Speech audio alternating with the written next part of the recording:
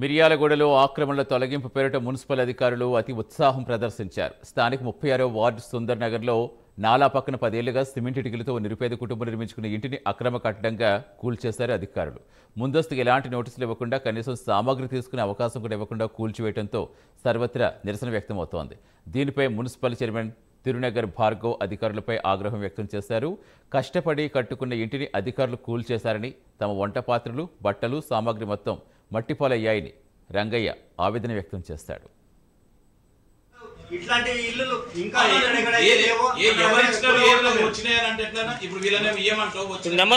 చెప్పండి.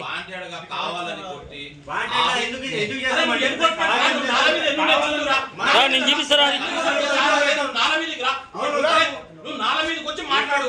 నాల మీదకి చూడు, నువ్వు చూసి అసలు ఫీల్డ్ మీదకి రావైతే దాంట్లో సామాన్లు ఉండే మీరు కూలగొడితే ఎవరికి చెడ్డ పేరు తీసుకురావాలని మీరు 10 గజాల స్థలంలో నువ్వు కొట్టి గవర్నమెంట్ పని చేయొద్దని చెప్తారు మీరు.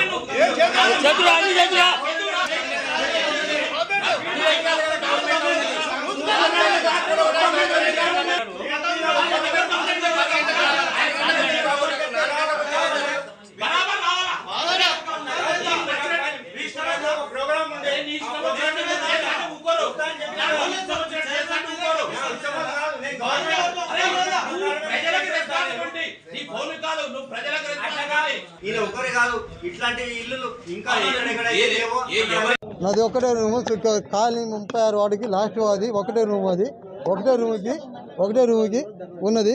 ఒక రూమ్ కూడా ఒకరోజు ఫోన్ చేసి నేను నాన్న మీద కట్టిరు అంటే తీస్తా సార్ అని అన్న.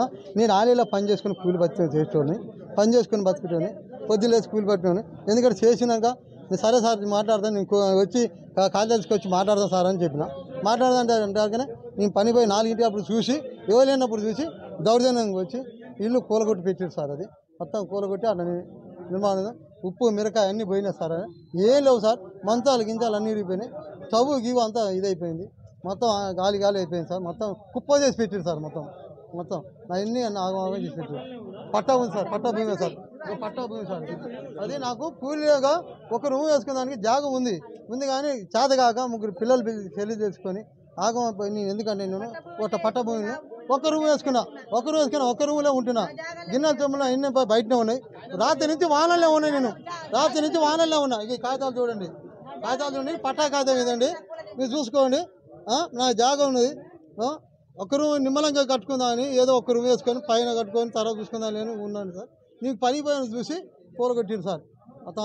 అది మాట వచ్చి నేను కమిషనర్ గారికి వచ్చి, సార్ నాకు చెప్పకుండా కూలగొట్టి సార్, నాకు లెటర్ పాయింట్ ఇవ్వలేదు, ఏం చేయాలంటే మా ఇష్టం మాకు వచ్చింది, మేము కూలగొట్టినాం, అయిపోయింది, మేము కూలగొట్టినాం. నేను మాట్లాడితే మాత్రం నీ మీద కేసు పెడతా అని, నువ్వు బయటకు వెళ్తా వెళ్ళవా, నీ కేసు పెడతా నీ మీద అని మాట్లాడింది సార్ రాత్రి. కమిషనర్ గారు అయితే నీ మీద కేసు పెడతాను మాట్లాడాడు. దౌర్జన్యంగా అసలు నన్ను అందరూ బయటకు వెళ్ళని మాట్లాడింది సార్. నన్ను ఒక మాట్లాడడానికి వచ్చినా, నా ఇల్లు పోయిందా దాని వచ్చినా కానీ బయటకు వెళ్ళని మాట్లాడింది సార్. నన్ను ఘోరంగా మాట్లాడు, నా మీదనే నాకు ఇల్లు అదే రూమ్ కట్టించి నాకు ఇవ్వాలి సార్ వాళ్ళు. ఎక్స్ కౌన్సిలర్ని, 36వ వార్డు నా సొంత వార్డు. 36వ వార్డులో స్థానికంగా రంగయ్య అని ఆయన చిన్నప్పటి నుంచి కూలి పని చేసుకుని బతికేవాడు. 211 గజాలు పట్టా భూమి ఉంది.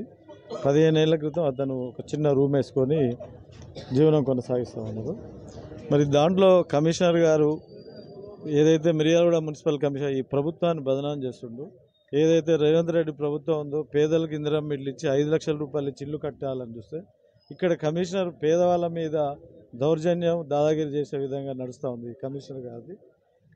కనీసం నోటీస్ ఇవ్వకుండా ఒకటే రూమ్ని కుప్ప చేసి కూలగొట్టి, అందులో గిన్నెలు ఉన్నాయి, బియ్యం ఉన్నాయి, సిలిండర్తో సహా కూలగొట్టిన విధానం కమిషనర్ గారికి మరి నోటీస్ ఇవ్వకుండా ఎవరిచ్చారు సార్ మీకు కంప్లైంట్ అంటే, నాకు ఎవరు కంప్లైంట్ ఇవ్వలేదు, నీ పర్సనల్ ఇంటెన్షన్ ఏంది, మీరెందుకు కూలగొడతారంటే నేను అంతే చేస్తా అంటుండు. కమిషనర్ ఇమీడియట్లీ కలెక్టర్ గారి దృష్టికి తీసుకుపోతుంది. ఇమీడియట్లీ ఆయన సస్పెండ్ చేసిన దాకా మా కాలనీవాసులు అందరూ కూడా ఈ మున్సిపాలిటీ మీద కంటిన్యూ ధర్నా చేస్తాం. ఇదైతే మంచి పద్ధతి కాదు కమిషనర్ గారికి. ఆయన దౌర్జన్యం ఏందో అర్థం కాదు, దాదాగిరి దౌర్జన్యంగా వ్యవహరిస్తూ ఉన్నాడు ఈ కమిషనర్. వాసంగా 36వ వార్డులో అది వాసంగా అక్కడ కౌన్సిలర్గా నేనే ఉన్నా, వాళ్ళందరూ ఆశీర్వాదంతో చైర్మన్ అయినా. నిన్న సాయంత్రం మా దండగల రంగయ్య అనే వ్యక్తికి సంబంధించిన ఇల్లు, దాని ఎదురు ఇంకొక వ్యక్తి బేస్మెంట్ కట్టుకున్నది కూలగొట్టడం జరిగింది. అది ఏంటని ఇప్పుడు కమిషనర్ గారిని అడగడం జరిగింది.